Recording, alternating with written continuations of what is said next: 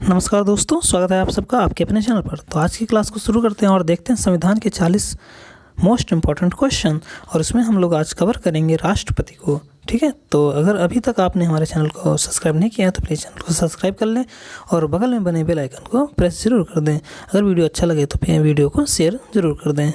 चलिए शुरू करते हैं आज का पहला क्वेश्चन। निम्नलिखित में से किस प्रकार के प्राधिकार भारत के राष्ट्रपति को प्राप्त हैं? यानी निम्नलिखित में से किस प्रकार के अधिकार भारत के राष्ट्रपति को प्राप्त हैं? तो पहला ऑप्शन है वास्तविक और लोकप्रिय, औपचारिक और विधिक, तीसरा है राजनीतिक और नाम मात्र, चौथा है संवैधानिक और नाम मात्र। तो नीचे दिए गए कूटों से सही उत्तर हमें चुनना है। नीचे देखो कूट हमारे पास क्या है, जो ए ऑप्शन है उसमें है पहला और तीसरा, फिर बी ऑप्शन है दूसरा और तीसरा, सी ऑप्शन है पहला और चौथा, और डी ऑप्शन है दूसरा और चौथा। तो दोस्तों, भारत के राष्ट्रपति को किस प्रकार के अधिकार प्राप्त हैं? भारत के राष्ट्रपति को भारत में जिस प्रकार के राष्ट्रपति हैं उनको किस किस प्रकार के अधिकार प्राप्त हैं? तो दोस्तों, इसका आंसर डी होगा, दूसरा और चौथा, यानी औपचारिक और विधिक, और दूसरा कौन सा है? संवैधानिक और नाम मात्र। ठीक है, तो इसका आंसर क्या होगा दोस्तों? इसका आंसर बनेगा डी। ठीक है, तो ये हमारा आंसर हो जाएगा, D is the right answer. कौन कौन सा? औपचारिक और विधिक, और चौथा जो पॉइंट है संवैधानिक और नाम मात्र। आते हैं अगले क्वेश्चन पर। संविधान के निम्नलिखित अनुच्छेदों में किस एक के अंतर्गत संघ की कार्यपालिका शक्ति राष्ट्रपति में निहित है? तो ऑप्शन है अनुच्छेद 51, फिर ऑप्शन है अनुच्छेद 52, अनुच्छेद 53, अनुच्छेद 54। यानी आपको बताना है दोस्तों, राष्ट्रपति की कार्यपालिका की जो शक्ति है वो किस अनुच्छेद में निहित है। ठीक है, ऑप्शन है 51, 52, 53, 54, ये सारे अनुच्छेद हैं। तो आपको पता है अनुच्छेद 53 के तहत, किसके अनुच्छेद 53 के तहत राष्ट्रपति को वे अधिकार प्राप्त हैं कि वो क्या होगा? संघ का कार्यपालिका की शक्ति उसमें निहित होगी। आते हैं क्वेश्चन नंबर 3 पर। भारतीय संविधान भारत के राष्ट्रपति को अधिकार नहीं देता, मतलब भारतीय संविधान भारत के राष्ट्रपति को अधिकार नहीं देता प्रधानमंत्री की नियुक्ति का, राज्य के मुख्यमंत्री की नियुक्ति का, राज्यपालों के रक्षा बलों का सर्वोच्च कमांडर होने का, या देश के किसी भाग में आपातकालीन लागू करने का। तो देखो क्या है, भारतीय संविधान के भारत के राष्ट्रपति को अधिकार कौन सा नहीं देता? प्रधानमंत्री की नियुक्ति का तो देता ही, वही राष्ट्रपति ही तो प्रधानमंत्री की नियुक्ति करता है। फिर राज्यों के मुख्यमंत्रियों की नियुक्ति तो राज्यपाल करते हैं, ना कि राष्ट्रपति। तो इसका आंसर कौन होगा? B option. कौन सा? राज्यों के मुख्यमंत्री का, ठीक है, की नियुक्ति का वो राज्यपाल करते हैं, राष्ट्रपति नहीं करता। तो आपका बी ऑप्शन सही है। आते हैं क्वेश्चन नंबर 4 पर। भारत के राष्ट्रपति की शक्तियों के बारे में निम्नलिखित में से कौन सा सही नहीं है? मतलब इसमें से कौन सी जो 4 ऑप्शन है कौन सा सही नहीं है? पहला देखते हैं, राष्ट्रपति को सर्वोच्च न्यायालय के परामर्श को स्वीकार करना चाहिए, आपातकालीन शक्तियाँ। तीसरा ऑप्शन है राज्य में राष्ट्रपति शासन को आगे बढ़ाने की शक्ति, या डी ऑप्शन है राष्ट्रपति सर्वोच्च न्यायालय के परामर्श को स्वीकार अथवा अस्वीकार कर सकता है। ठीक है, तो जो भारत के राष्ट्रपति हैं उनकी शक्तियों में से कौन सा सही नहीं है? तो दोस्तों, इसका पहला आंसर सही है कि उसको मानना चाहिए। ऐसा नहीं है वो चाहे तो माने, चाहे तो ना माने, उसको वो डिनाई भी कर सकता है, रिफ्यूज भी कर सकता है। ठीक है, आते हैं क्वेश्चन नंबर 5 पर। आपातकाल में किसी राज्य विधानसभा की अवधि बढ़ाई जा सकती है? राष्ट्रपति द्वारा, संसद द्वारा, राज्य के राज्यपाल द्वारा, या राज्य विधानमंडल द्वारा।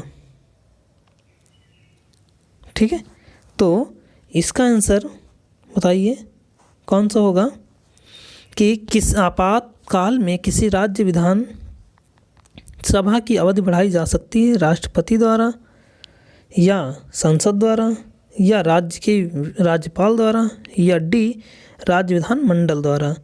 ठीक है, तो इसका आंसर है राष्ट्रपति द्वारा। किसके द्वारा? राष्ट्रपति द्वारा। ठीक है, तो ये इसका फर्स्ट आंसर होगा ए, राष्ट्रपति द्वारा। आते हैं क्वेश्चन नंबर 6 पर। राष्ट्रपति के निर्वाचन में राज्य का मुख्यमंत्री मतदान करने के लिए पात्र नहीं होगा यदि, ठीक है, राज्य का कोई मुख्यमंत्री है वो राष्ट्रपति के चुनाव में पात्र नहीं होगा, भाग नहीं ले सकता यदि वो है क्या। अब ऑप्शन सुनते हैं। पहला है वह स्वयं प्रत्याशी होता है, फिर बी ऑप्शन उसे राज्य विधानमंडल के निचले सदन में अपना बहुमत सिद्ध करना शेष हो, या सी ऑप्शन वह राज्य विधानमंडल में उच्च सदन का सदस्य हो, या डी ऑप्शन वह राज्य विधानमंडल में नामित सदस्य का वह राज्य विधानमंडल में निम्न सदन का सदस्य हो। 4 ऑप्शन हैं। पहला है वह स्वयं वह प्रत्याशी होता, तो दोस्तों ऐसा तो है नहीं, ठीक है, कि मुख्यमंत्री राष्ट्रपति का प्रत्याशी होता, ऐसा नहीं है। फिर दूसरा है उसे राज्य विधानमंडल के निचले सदन में अपना बहुमत सिद्ध करना शेष हो, नहीं, ऐसा भी नहीं है। अगर वो मुख्यमंत्री बना हुआ तो उसको अधिकार होगा। तीसरा है वह राज्य विधानमंडल के उच्च सदन का सदस्य हो, बिल्कुल, क्योंकि राष्ट्रपति के चुनाव में क्या होता है, लोकसभा, राज्यसभा और विधान परिषद, राज्य के विधानमंडल के निर्वाचित सदस्यों का ही तो उसमें पार्टिसिपेशन होता है। उसमें विधान जो परिषद होती है जो 6 ही राज्यों में है, उसके अगर आप सदस्य होते हो तो आप उसके लिए चुनाव वोट डालने के लिए तैयार नहीं रहोगे। तो इसका आंसर सी होगा। अगर वो उच्च सदन का सदस्य है तो वो मतदान नहीं कर सकता। क्वेश्चन नंबर 7 पर। भारत में राष्ट्रपति के चुनाव के लिए चुनाव मंडल के सदस्य होते हैं। पहला ऑप्शन है लोकसभा में चुने हुए सदस्य, दूसरा ऑप्शन है राज्यसभा में चुने हुए सदस्य, तीसरा पॉइंट है सी राज्य विधानमंडल के चुने हुए सदस्य, डी ऑप्शन राज्य विधान परिषद के चुने हुए सदस्य। अब देखो ऑप्शन कोड के हिसाब से समझो। ए है पहला और दूसरा, बी है पहला और तीसरा, और सी है पहला दूसरा तीसरा, और डी है पहला तीसरा और चौथा। ठीक है, तो दोस्तों इसका आंसर होगा तीसरा, यानी ए बी सी, यानी लोकसभा में चुने हुए सदस्य, राज्यसभा के चुने हुए सदस्य और राज्य विधान मंडल के चुने हुए सदस्य। हमने कहा था ना राज्य विधान परिषद के चुने हुए सदस्य राष्ट्रपति के चुनाव में मतदान नहीं डालते। ठीक है, राष्ट्रपति के चुनाव में मतदान नहीं डालते, तो इसका आंसर कौन सा होगा? सी होगा। आते हैं क्वेश्चन नंबर 8 पर। राष्ट्रपति और उपराष्ट्रपति की अनुपस्थिति में कौन राष्ट्रपति का कार्य ग्रहण करता है? पहला ऑप्शन है सर्वोच्च न्यायालय का मुख्य न्यायाधीश, दूसरा ऑप्शन है लोकसभा का अध्यक्ष, तीसरा है मंत्रिपरिषद और चौथा है प्रधानमंत्री का कैबिनेट। तो दोस्तों राष्ट्रपति और उपराष्ट्रपति दोनों की अनुपस्थिति में कौन राष्ट्रपति का निर्वहन करता है? तो इसका आंसर है सर्वोच्च न्यायालय का मुख्य न्यायाधीश। ठीक है, ऐसी सिचुएशन कब आई थी? जब इंदिरा गांधी का काल था, जाकिर हुसैन की मृत्यु हो गई थी, वीवी गिरी उस समय राष्ट्रपति थे, तो इंदिरा गांधी ने या मतलब जो भी हो वीवी गिरी ने उपराष्ट्रपति से त्यागपत्र देकर राष्ट्रपति का चुनाव लड़ा। तो उस स्थिति में क्या हुआ था? तो राष्ट्रपति और उपराष्ट्रपति दोनों ही क्या हो गए थे? रिक्त पद हो गए थे। तो उसी समय यह व्यवस्था बनाई गई कि अब से अगर राष्ट्रपति या उपराष्ट्रपति दोनों के ही पद अगर रिक्त हो जाते हैं तब सर्वोच्च न्यायालय का मुख्य न्यायाधीश इसका क्या होगा? पदेन हो जाएगा। अगर मुख्य न्यायाधीश भी नहीं है तो फिर वरिष्ठतम जो जज होगा वो होगा। तो ऐसे एकमात्र सर्वोच्च न्यायालय के मुख्य न्यायाधीश हैं एम हिदायतुल्ला, जो वीवी गिरी के चुनाव के समय क्या थे? कार्यवाहक राष्ट्रपति के रूप में कार्य किए थे। रीजन समझ गए ना कि जाकिर हुसैन की मृत्यु हो गई थी, उसके बाद वीवी गिरि को राष्ट्रपति बना दिया गया था क्योंकि उस समय वो उपराष्ट्रपति थे, लेकिन उन्होंने चुनाव लड़ने के लिए राष्ट्रपति के पद से त्यागपत्र दे दिया। इस स्थिति में राष्ट्रपति और उपराष्ट्रपति दोनों ही क्या हो गए थे, पद रिक्त हो गए थे। तब ये व्यवस्था बनाई गई थी कि सर्वोच्च न्यायालय का जो मुख्य न्यायाधीश होगा वही उसका राष्ट्रपति का कार्यवाहक राष्ट्रपति बनेगा। इसके लिए कौन आया था, एम हिदायतुल्लाह। तो इसका आंसर ए होता है। अगला क्वेश्चन बढ़ते हैं। अगर राष्ट्रपति के चुनाव में कोई विवाद है तो उसको किसे सौंपा जा सकता है, यानी राष्ट्रपति के चुनाव में यदि कोई विवाद आ गया तो उसे किसे सौंपा जा सकता है। पहला ऑप्शन है भारत के महाधिवक्ता को, दूसरा है संसद को, तीसरा है भारत के सर्वोच्च न्यायालय को, या चौथा इनमें से कोई नहीं। तो राष्ट्रपति के चुनाव संबंधी विवादों को कौन सुलझाता है, भारत का सर्वोच्च न्यायालय, यानी सी आंसर इसका सही है। ठीक है, भारत का जो सर्वोच्च न्यायालय है वो राष्ट्रपति के चुनाव को अगर कोई विवाद होता है तो वो देखता है। ठीक है, आते हैं क्वेश्चन नंबर 10 पर। राष्ट्रपति के उम्मीदवार के लिए क्या आवश्यक नहीं है। पहला ऑप्शन है वो उसकी आयु 35 वर्ष हो, दूसरा ऑप्शन है पढ़ा लिखा हो, तीसरा सांसद चुने जाने के योग्य हो, और देश का नागरिक हो, चौथा ऑप्शन है देश का नागरिक हो। तो तीन चीज़ें तो कन्फर्म है कि राष्ट्रपति का चुनाव वही व्यक्ति लड़ेगा जिसकी आयु 35 वर्ष कंप्लीट हो, और सांसद चुने जाने की योग्यता रखता हो, और वह देश का नागरिक हो। ठीक है, सिर्फ उसको पढ़ा लिखा होना जरूरी नहीं है। तो इसका बी आंसर सही है कि राष्ट्रपति पढ़ा लिखा हो या ना हो, लेकिन उसके पास और क्राइटेरिया उसके पास होनी चाहिए। आते हैं क्वेश्चन नंबर 11 पर। एक सांसद अथवा विधानसभा का सदस्य राष्ट्रपति निर्वाचित नहीं हो सकता, परंतु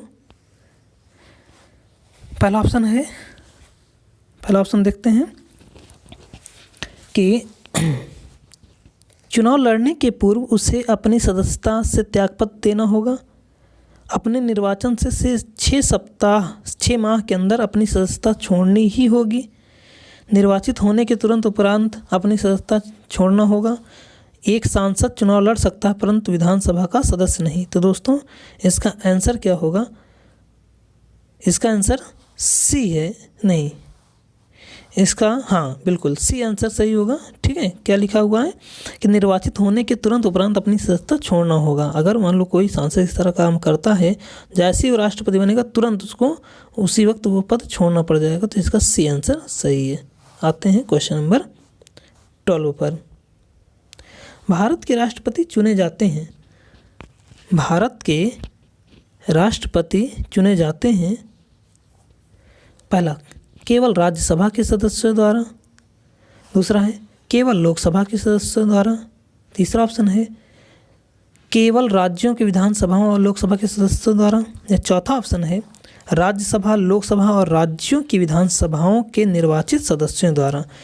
तो हमने क्या बताया कि जो राष्ट्रपति का जो निर्वाचन होता है उसमें लोकसभा, राज्यसभा, राज्यों के विधान सभाओं के जो निर्वाचित सदस्य होते हैं वही पार्टिसिपेट करते हैं। इसका आंसर डी होगा।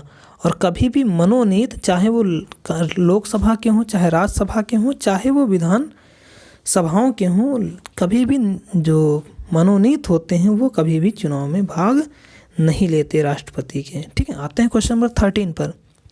यदि भारत के राष्ट्रपति का पद रिक्त हो और कोई उपराष्ट्रपति भी ना हो, तब निम्न स्थिति में कौन कार्यवाहक राष्ट्रपति होगा। पहला है राज्यसभा का उपसभापति, दूसरा ऑप्शन है भारत का महान्यायवादी, तीसरा है लोकसभा का अध्यक्ष, चौथा है सर्वोच्च न्यायालय का मुख्य न्यायाधीश। तो अभी मैंने आपको पिछले क्वेश्चन में बताया। ठीक है, देखो पिछले क्वेश्चन में क्वेश्चन नंबर 13 पढ़ रहे हैं। क्वेश्चन नंबर 13 तो हम लोगों ने देखा था पिछले क्वेश्चन में कि जब राष्ट्रपति और उपराष्ट्रपति दोनों के ही पद रिक्त होते हैं तो सर्वोच्च न्यायालय का मुख्य न्यायाधीश ही क्या होता है, राष्ट्रपति, कार्यवाहक राष्ट्रपति का कार्यकर्ता। तो डी ऑप्शन इसका सही है। और भारत के एकमात्र कार्यवाहक राष्ट्रपति सर्वोच्च न्यायालय के मुख्य न्यायाधीश एम हिदायतुल्लाह बने थे। ठीक है, कब बने थे आपको मैंने वो कंडीशन भी बताई है। आते हैं अगले क्वेश्चन पर। भारत के राष्ट्रपति के संबंधित कथनों में से कौन सा एक सही नहीं है। पहला है वह संसद का एक संगठक भाग है, वह दोनों सदनों की चर्चा में भाग लेता है, वह प्रत्येक वर्ष दोनों सदनों की संयुक्त बैठक को संबोधित करता है, वह किन्हीं परिस्थितियों में अध्यादेश लागू कर सकता है। इसमें उन्होंने पूछा है कि भारत का जो राष्ट्रपति है उसके संबंध में कौन सा कथन सही नहीं है। पहला ऑप्शन मैंने बताया आपको कि वह संसद का एक संगठक भाग है। आपको पता है जो संसद है वो उसके 3 घटक हैं, कौन कौन सा? लोकसभा, राज्यसभा और राष्ट्रपति, तीनों को मिलाकर संसद बनती है। ठीक है, तो लोकसभा, राज्यसभा और राष्ट्रपति। दूसरा ऑप्शन उन्होंने कहा तो ये तो सही है। ठीक है, ये वाला सही है। दूसरा आते हैं, वह दोनों सदनों में चर्चा में भाग लेता है। बिल्कुल नहीं, राष्ट्रपति कभी भी चर्चा में भाग नहीं लेता। ठीक है, चर्चा में भाग नहीं लेता। तो इसका आंसर कौन सा है? बी आंसर सही है कि ये कथन गलत है, बाकी सारे कथन सही हैं। ठीक है, कि वह संयुक्त बैठक को भी संबोधित करता है, किन्हीं परिस्थितियों में अध्यादेश भी लागू हो सकता है। देखो कि कोई भी संसद सत्र जब चालू होता है तो राष्ट्रपति के अभिभाषण से ही चालू होता है। ठीक है, चलिए आते हैं अगले क्वेश्चन पर। क्वेश्चन नंबर 15, भारत में राष्ट्रपति का चुनाव किया जाता है, ठीक है, प्रत्यक्ष निर्वाचन द्वारा या एकल संक्रमणीय मत प्रणाली द्वारा या अनुपातिक मत प्रणाली द्वारा या खुला बैलेट पेपर द्वारा। ठीक है, तो आपको बताना है कि इसका आंसर क्या होगा। तो भारत का जो राष्ट्रपति का जो चुनाव होता है वो एकल संक्रमणीय मत प्रणाली द्वारा होता है। एकल मत प्रणाली संक्रमणीय मत प्रणाली द्वारा। एकल संक्रमणीय मत प्रणाली का मतलब होता है कि आपको एक ही बैलेट पेपर मिलेगा और उसमें जितने भी उम्मीदवार हैं उन सबके नाम लिखे रहेंगे, और अब जो भी सांसद है या राज्यसभा का सदस्य है, ठीक है, वो लोग अपने मत को नंबरिंग करते हैं कि हम प्रेफरेंस देते हैं कि पहले नंबर पर कौन, दूसरे नंबर पर कौन, तीसरे नंबर पर कौन, हम किसको वोट देना चाहते हैं। तो उसको कहते हैं एकल मत संक्रमणीय पद्धति। संक्रमणीय मतलब एक में ही उन्होंने संक्रमण कर दिया, सभी को एक प्रेफरेंस दे दिया कि हमें पहले नंबर पर ये अच्छे लगते हैं, दूसरे नंबर पर ये, तीसरे नंबर पर मैं इनको वोट देना चाहता हूँ। आते हैं क्वेश्चन नंबर 16 पर। भारतीय संविधान के किस अनुच्छेद के अंतर्गत भारत सरकार का दायित्व है कि वह बाह्य आक्रमण एवं आंतरिक अशांति से राज्यों की रक्षा करे? ठीक है, क्वेश्चन क्या है कि भारतीय संविधान के किस अनुच्छेद के अंतर्गत भारत सरकार का दायित्व है कि वह बाह्य आक्रमण एवं आंतरिक अशांति से राज्यों की रक्षा करे? अनुच्छेद 355, अनुच्छेद 356, अनुच्छेद 352, अनुच्छेद 360। तो दोस्तों ये जो बाह्य आक्रमण की बातें हैं ये 352 में लिखी गई हैं। सशस्त्र विद्रोह या बाह्य आक्रमण 300, यानी सी इसका आंसर सही है। आते हैं क्वेश्चन नंबर 17 पर। आपातकाल की घोषणा को स्वीकृति हेतु संसद के समक्ष रखा जाना आवश्यक है। 1 माह के अंदर, 2 माह के अंदर, 6 माह के अंदर, 1 वर्ष के अंदर। यानी आपात की जो घोषणा की स्वीकृति हो संसद के समक्ष रखा जाना कब है? तो 1 माह के अंदर अंदर आपको उसके अनुमोदन कराना आवश्यक रहेगा संसद के अंदर। तो इसका आंसर ए होगा। ठीक है, आते हैं क्वेश्चन नंबर 18 पर। भारत में वित्तीय आपातकाल की घोषणा आज तक कितनी बार हुई है? ठीक है, भारत में वित्तीय आपातकाल की घोषणा कितनी बार हुई है? पहला ऑप्शन है 5 बार, दूसरा ऑप्शन है 4 बार, तीसरा है 1 बार और चौथा है कभी नहीं।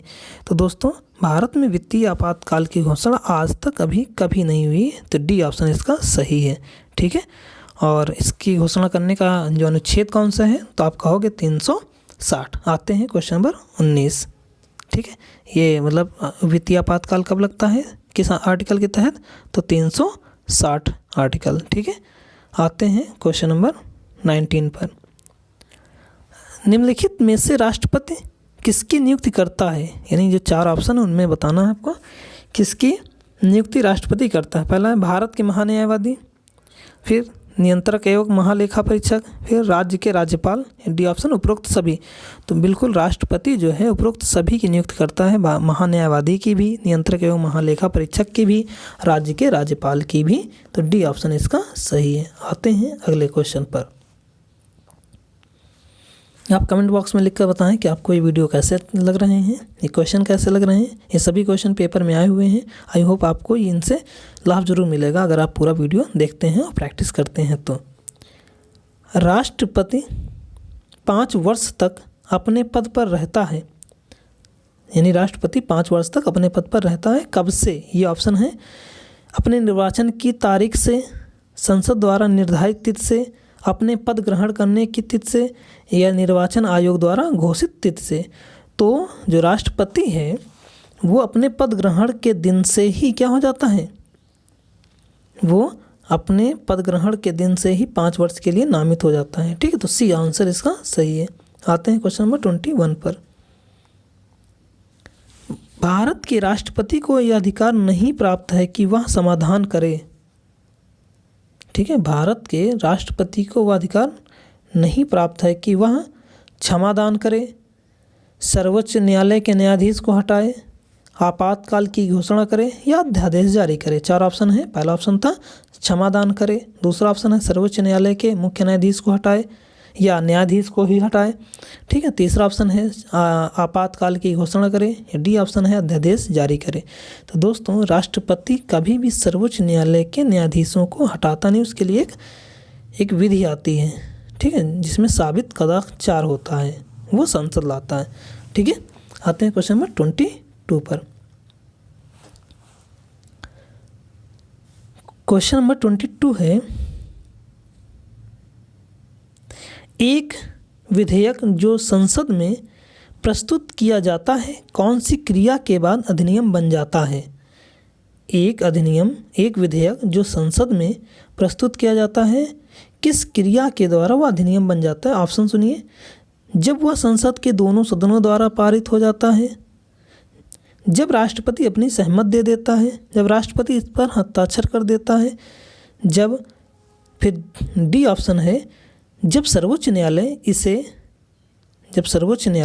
इसे केंद्रीय संसद के अधिकार क्षेत्र में होना घोषित करता है। तो दोस्तों एक विधेयक अगर उसको पारित किया गया तो अगर राष्ट्रपति ने इस पर अपनी सहमत दे दी तो वह अधिनियम बन जाएगा। तो आपका ऑप्शन कौन सा होगा? ऑप्शन बी होगा, जब आप राष्ट्रपति अपनी सहमत देता है। तो बी ऑप्शन इसका सही है। कोई दिक्कत? ओके, आते हैं क्वेश्चन नंबर 23 पर। यदि मृत्यु त्यागपत्र द्वारा हटाए जाने की स्थिति में भारत के राष्ट्रपति का पद रिक्त हो जाए तो उस पर कौन कार्य करता है ना? यदि मृत्यु त्यागपत्र अथवा हटाए जाने की स्थिति में भारत के राष्ट्रपति का पद रिक्त हो जाए तो उस पद पर कौन कार्य करेगा? पहला ऑप्शन है प्रधानमंत्री, दूसरा है सुप्रीम कोर्ट का मुख्य न्यायाधीश, फिर है सी ऑप्शन उपराष्ट्रपति, फिर डी ऑप्शन है उपरोक्त में से कोई नहीं। तो दोस्तों अगर भारत का राष्ट्रपति अपने पद से त्यागपत्र दे या हटा दिया जाए या उसकी मृत्यु हो जाए तो उस स्थिति में तो अभी जो उपराष्ट्रपति है वही राष्ट्रपति का क्या करेगा? कार्य करेगा। तो इसका आंसर सी होगा। ठीक है, सी इज द राइट आंसर। आते हैं क्वेश्चन नंबर 24 पर। भारतीय संविधान के किस अनुच्छेद के तहत राष्ट्रपति पर महाभियोग लगाया जा सकता है? यानी भारतीय संविधान के किस अनुच्छेद के तहत राष्ट्रपति पर महाभियोग लगाया जा सकता है? ठीक है, पहला ऑप्शन है अनुच्छेद 356, फिर दूसरा अनुच्छेद है अनुच्छेद 75, तीसरा अनुच्छेद है अनुच्छेद 76, या डी ऑप्शन है अनुच्छेद 61। तो आपको बताना है कि किसके तहत। और राष्ट्रपति पर महाभियोग लगाने की जो प्रक्रिया है वो आर्टिकल 61 के तहत आती है। ठीक है, 61 के तहत। और इसको कौन लगाते हैं? राज्यसभा या लोकसभा कि 2/3 अगर बहुमत से लोगों ने अनुमोदन कर दिया तो फिर महाभियोग लगेगा। और ऐसा कब होता है? जब संसद को लग जाए कि राष्ट्रपति क्या करता है? संविधान का अतिक्रमण कर रहा है। ठीक है, आते हैं क्वेश्चन नंबर 24 पर। क्वेश्चन नंबर 25, लोकसभा और राज्यसभा की संयुक्त बैठक किसके द्वारा आहूत की जाती है? लोकसभा और राज्यसभा की संयुक्त बैठक किसके द्वारा आहूत की जाती है? पहला ऑप्शन है राष्ट्रपति द्वारा, दूसरा ऑप्शन है लोकसभा के अध्यक्ष द्वारा, तीसरा ऑप्शन है संसद द्वारा, या डी ऑप्शन है राज्यसभा के सभापति द्वारा। तो दोस्तों जो लोकसभा और राज्यसभा की संयुक्त बैठक किसके द्वारा बुलाई, आहूत का मतलब होता है बुलाया जाना, ठीक है। तो लोकसभा और राज्यसभा की संयुक्त बैठक को राष्ट्रपति बुलाता है। कौन बुलाता है? राष्ट्रपति, ठीक है। तो लोकसभा और राज्यसभा की संयुक्त बैठक को कौन बुलाता है? राष्ट्रपति। अच्छा, इसकी अध्यक्षता कौन करता है? तो उसकी अध्यक्षता लोकसभा का स्पीकर करता है, ठीक है। लोकसभा का अध्यक्ष करता है उसकी अध्यक्षता। आते हैं क्वेश्चन नंबर 26 पर। निम्नलिखित में से किसको भौगोलिक क्षेत्र को अनुसूचित घोषित करने का संवैधानिक अधिकार है? राज्यपाल को, मुख्यमंत्री को, प्रधानमंत्री को, या राष्ट्रपति को? तो किसी भी क्षेत्र को अनुसूचित क्षेत्र घोषित करने का अधिकार राष्ट्रपति को है, ठीक है। तो डी ऑप्शन इसका सही है। आते हैं क्वेश्चन नंबर 27 पर। वह राष्ट्रपति राष्ट्र का ये क्वेश्चन ये है कि वह राष्ट्र का प्रतिनिधित्व करता है परंतु राष्ट्र का नेतृत्व नहीं करता, ठीक है। वह राष्ट्र का प्रतिनिधित्व करता है लेकिन राष्ट्र का नेतृत्व नहीं करता। यह किस पर लागू होता है? लोकसभा अध्यक्ष पर, प्रधानमंत्री पर, राष्ट्रपति पर, या भारत का मुख्य न्यायाधीश पर? तो दोस्तों जो राष्ट्रपति है वो सिर्फ क्या करता है? प्रतिनिधित्व करता है, उसका नेतृत्व प्रधानमंत्री करता है।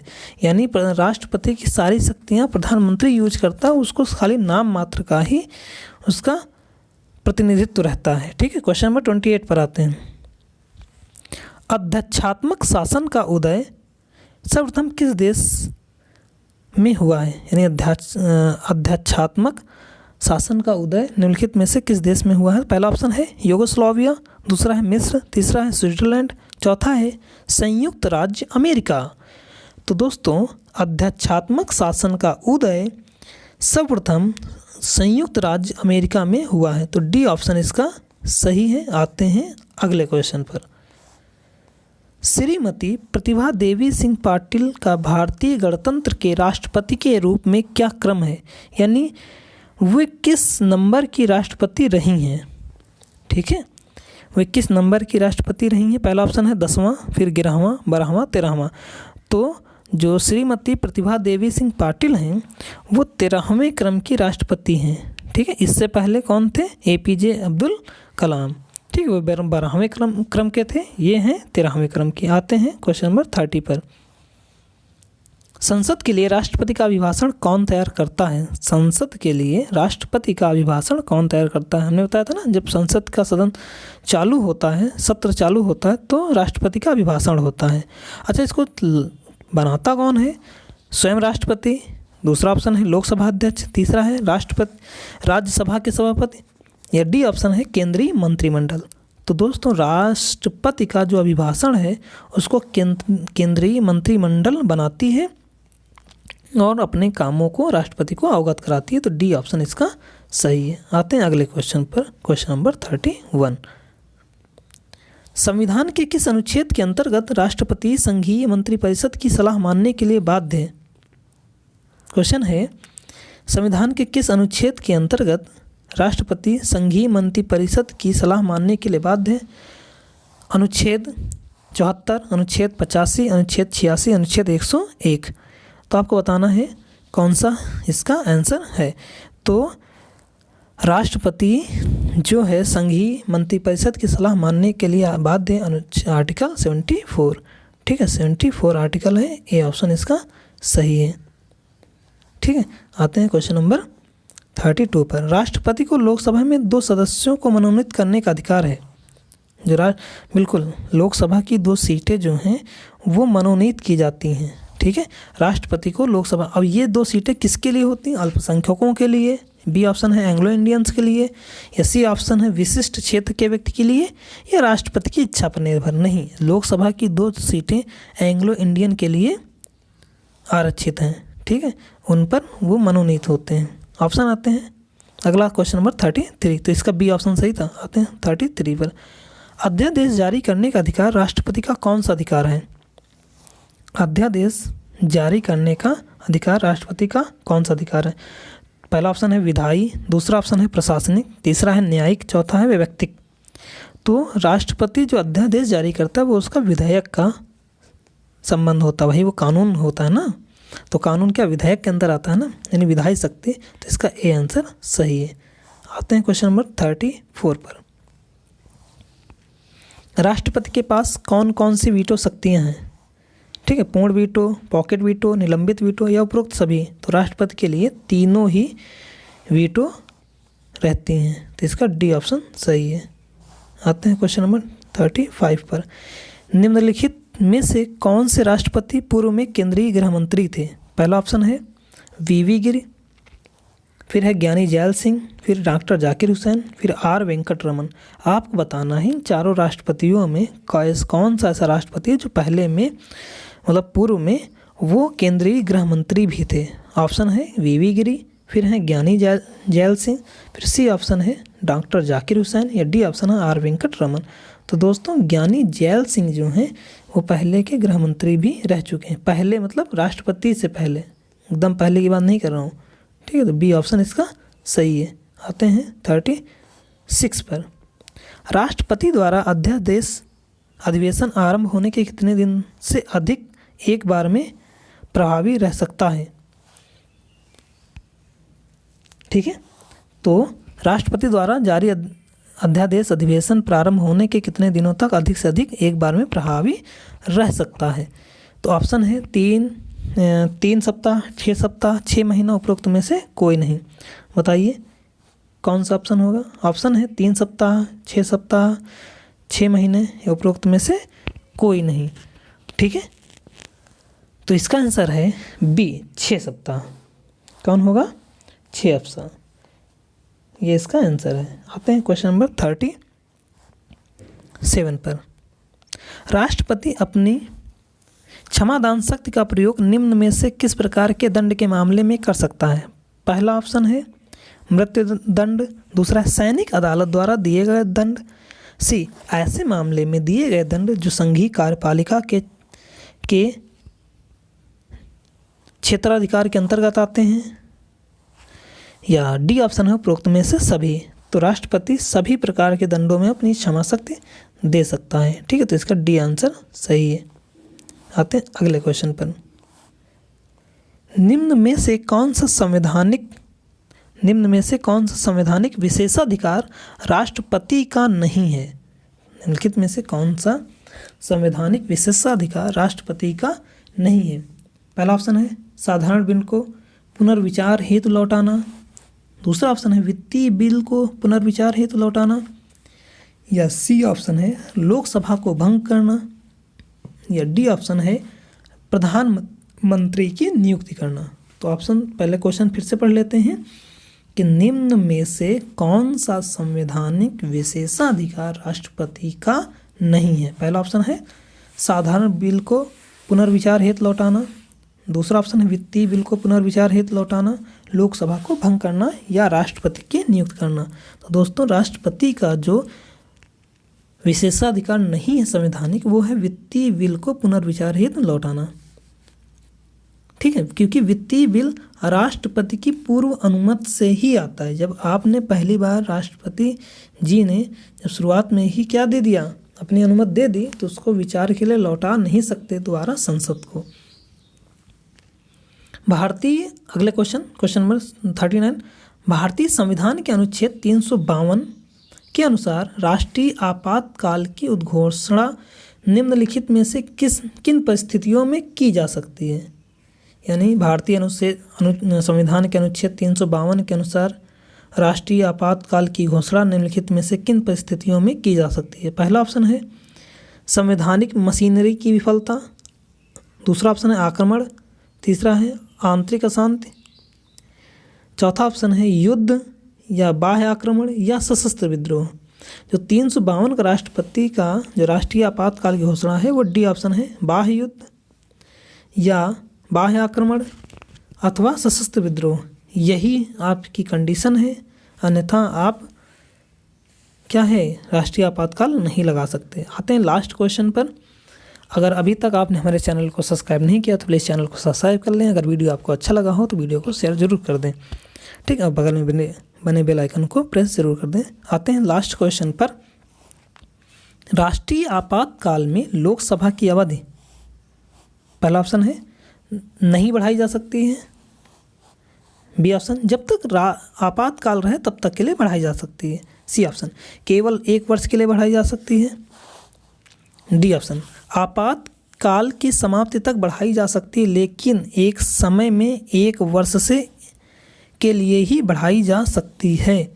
यानी क्वेश्चन क्या है, राष्ट्रीय आपातकाल में लोकसभा की अवधि जो है उसके लिए 4 ऑप्शन है। पहला ऑप्शन है नहीं बढ़ाई जा सकती है, दूसरा ऑप्शन है जब तक आपातकाल रहे तब तक के लिए बढ़ाई जा सकती है, दूसरा है केवल 1 वर्ष के लिए बढ़ाई जा सकती है, या चौथा ऑप्शन है आपातकाल की समाप्ति तक बढ़ाई जा सकती है लेकिन एक समय में केवल 1 वर्ष के लिए ही बढ़ाई जा सकती है। तो इसका दोस्तों डी आंसर ही सही है कि आपातकाल की समाप्ति तक तो बढ़ाई जा सकती है लेकिन कंडीशन ये है कि आपको एक बार में सिर्फ 1 साल तक ही बढ़ाने का मौका मिलेगा, ठीक है, उसके अलावा आपको मौका नहीं दिया जाएगा। तो ये थे आज के संविधान के 40 महत्वपूर्ण क्वेश्चन। आई होप आपको ये अच्छे लगे होंगे, आए हुए सारे क्वेश्चन हैं। अगर आपको ये वीडियो अच्छा लगा हो तो प्लीज़ वीडियो को